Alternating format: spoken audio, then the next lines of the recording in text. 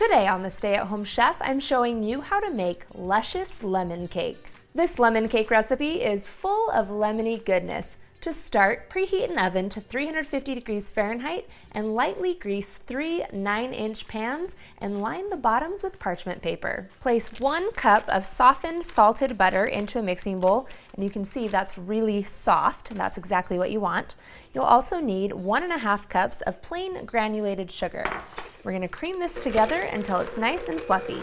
It takes about a minute of whipping with a hand mixer to get this mixture nice and creamy. Set your butter mixture aside for a second, and we're going to work on our liquids. You'll need 1.5 cups of buttermilk, and to that you'll add in 1/4 cup of freshly squeezed lemon juice, 1/2 teaspoon of lemon extract for a little lemony punch, 2 teaspoons of vanilla extract, and 3 whole eggs. And I measure this out in a 2-cup measuring cup so that I can then stir it all together and not dirty any extra dishes. Then in another bowl, we're gonna combine our dry ingredients. You'll need 3.5 cups of all-purpose flour, or you can use cake flour. You'll also need 4 teaspoons of baking powder and 1/2 teaspoon of salt.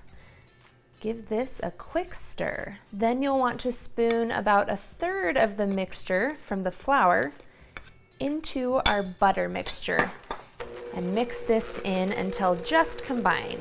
Once that's mixed in, you'll pour in 1/2 of the liquid ingredients and mix those in as well. Once that's combined, you'll add in another 1/3 of the flour mixture. Mix that in yet again until just combined. Then pour in the remainder of the liquid ingredients. Mix those in, and then you'll add in the remainder of the flour.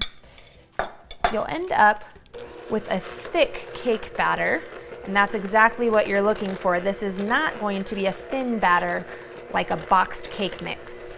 Last, you'll take a rubber spatula and you'll add in 1 tablespoon of freshly zested lemon, and we'll fold this into our cake batter, and it smells absolutely heavenly. Then you'll want to divide your mixture amongst the 3 prepared pans. Then I just gently press the batter out and spread it into the bottom of the pan. Then we're gonna bake these in the 350 degree oven for 20 to 25 minutes. Or until a toothpick inserted into the center comes out clean. You really don't want to overbake this cake or it'll dry out. While the cake is baking, we'll go ahead and make our frosting. You'll need 1 cup of softened salted butter, along with 8 ounces of softened cream cheese. Get that all in a bowl if this will come out here. And then we'll whip this all together.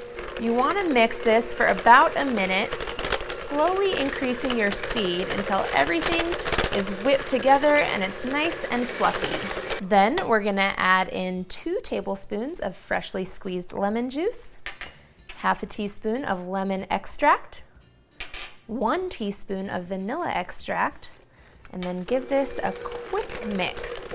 Last, we're gonna add in the powdered sugar. I like to add that in about 1 cup at a time, and we're gonna add in 5 cups total. Once you have all of your powdered sugar mixed in, your frosting is done. And since this is a lemon cake, I like to add just a little bit of yellow gel food coloring to give it just a little yellow tint. But of course, that step is completely optional. Then I like to transfer my frosting into a plastic piping bag to make it easier to frost my cake. I'll end up using 3 of these piping bags.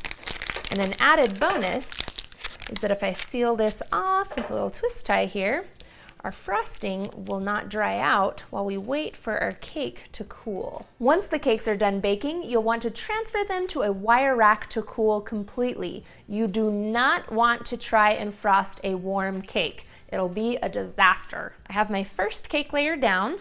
You can always level off the top, but I just go for it because it's mostly level. Then I'm going to squeeze on some of my frosting for this layer into a nice little circle there, and then use my offset spatula to even things out. Then we'll put on our next layer of cake. along with more frosting. Looks like I'll have to switch to my second bag since I have 3. So we'll snip off the tip of that. No need for a fancy tip on your piping bag today. Even that out, and then place my final cake layer on top. Check that things aren't leaning, and then we'll frost the outside as well. And I hate spending a ton of time making my cakes look super pretty, so I have a trick I'm going to share with you here after we get the sides done. I just gloop the frosting on, and then I take the back of my offset spatula and tap it against the sides and top of the cake. And it makes this cool little wave pattern to it that actually looks pretty fancy. It's always my go-to trick for cake decorating. It covers up pretty much any mistake. After this, you'll just place your cake in the refrigerator until you're ready to serve. Because of the cream cheese in this frosting, the cake does need to be refrigerated when you're not eating it. Simply pop it out of the fridge an hour before serving, and you are ready to eat.